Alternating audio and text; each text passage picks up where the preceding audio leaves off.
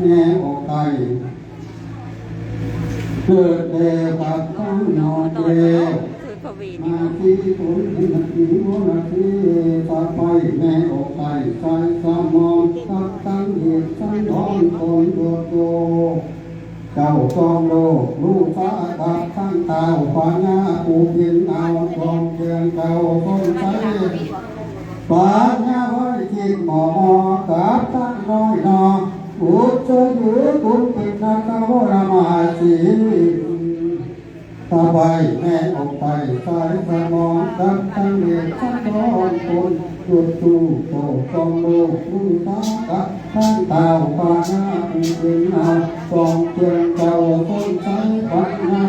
จิตหมอกับตั้งน้อยนออุจจายุกุปินาคาวราสีบุญที่มาผ่านไปแล้ว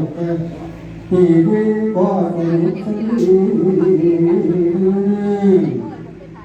ที่ใจสุขสาวให้ทำเตาทำตัวตั้งคงไป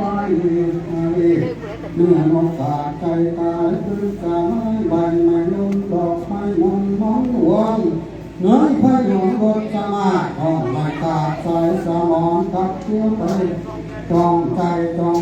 เอาว่าใจทุ่งฝนตะนองขอให้ลำบาก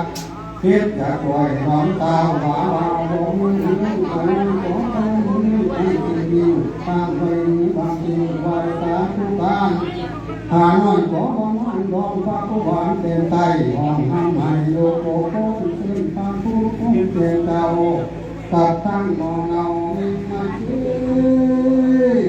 โอ้เป็นอาตาละมาดีเลยนะท่านเดวเกศีที่โดยสีสวัสดีบรองไว้พระเวสสันตะละเจ้าจะต้านวางจะนู้มีจะรู้ละตั้งกาลินะดังเป็นเก่าฟังพอพระเวสเจ้าเสียระจากถึงเมื่อนานอาจจะต้องเคลื่อนใจไปที่บ่ได้บ่เป็นเก่าแทนตัว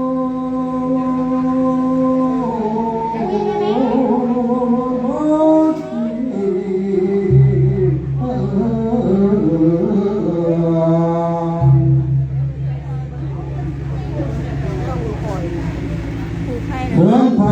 ฝากปีข้ามในฝากที่เก่าเพื่อนผมมาเป็นเจ้าต้อง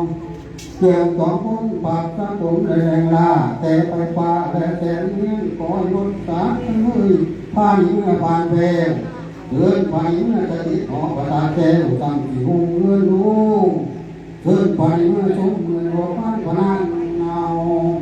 เพื่อนพ่อแม่เป็นเจ้าแต่ที่โอ้ยสองกษัตริย์ที่แทนไตห้องตั้งก็สมบูรณ์สังที่ปาศิลาห้องมึงปัตตาคงตั้งก่อนเต้าเจ้ามีให้นั่นเจ้าเขาหอมเส้นพันนี้คุ้มกองก้องเนื้อตะเลียงไปเดินตะลูกกับไฟลานั่งแก้วนิ่งมาเจ้ให้เจ้าขึ้นเมื่อจางเหี้ยเป็นได้เจ้ามูลผู้จะเหี้ยเป็นเป็นงาแก้ว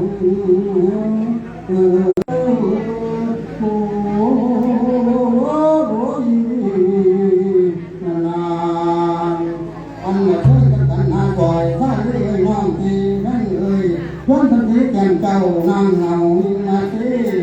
ให้เจ้าพื้นเมื่อเลี้ยงตาลากาลูกน้อยน้อยเกิดจะได้คนเต่ากันเมื่อตรงเมืองไฟพูดเมืองโดยต่างก็ห้อยน้องลุกก็ลอยคอมาก็งอยเพิ่มเจ้าดวงให้เจ้าพื้นเมื่อจางที่คนมอก็จากพื้นมาลาเจ้าเดี๋ยวนี้อย่าสุด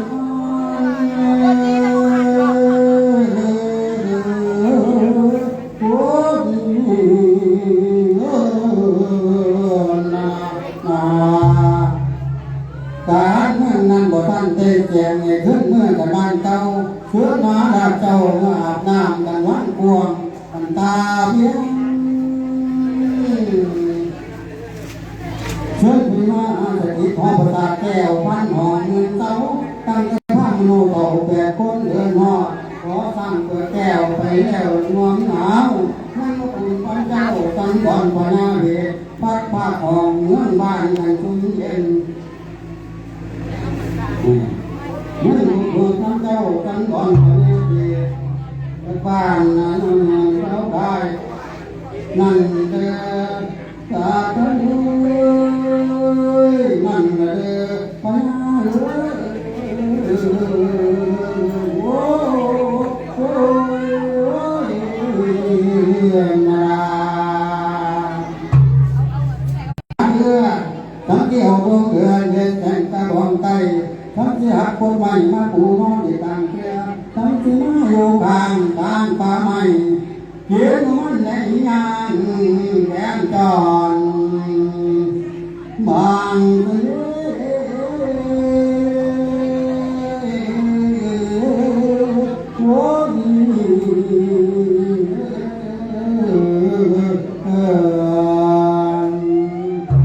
ก็เดือดที่ตั้งผลบัวห้อยทำยาผลบัวพึ่งกระตากใหม่ใบก้านบัวโดนเหลืองอันเรื่องลงพวงน่ะก็เล่า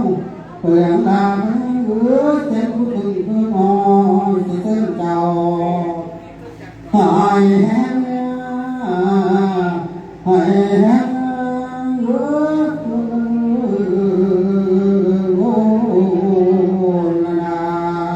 ให้ตัวขึ้นเมื่อจากถุงตานี้มันลงอันมาน้ำจะน้องมือ6,500สบายเจ้ากันดังหลังปวดขาเพื่อนไปเมื่อถึงป้องป้องมือเลี้ยงไฟฟ้าน้ำยิ่งหนาเป็นกลัวเมืองตะวันตามมาตากรรมพนาพี่เนี่ยนี่เป็นเตาคือเตาเขียนเตาที่หนึ่งแล้วตั้งที่นั่งคนที่ถ้าตั้งที่นั่งนี่ตั้งนี่ที่ต่างว่าที่โอ้ยนี่ที่ตาว่าแล้วตอนนี้ที่ก่อนหายโล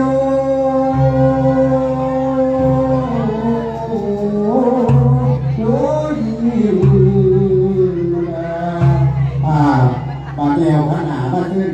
เขาเห็นเลย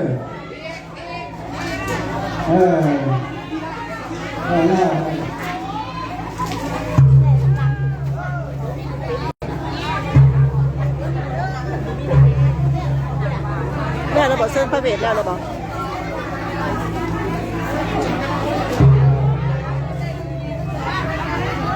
เส้นพระเวทแล้วเราบอก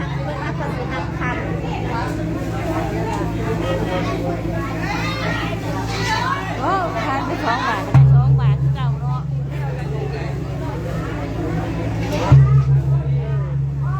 เตรียมใส่รองเท้าก่อน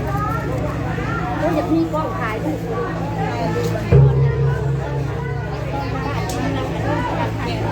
ต้นโพแม่ไปต่อ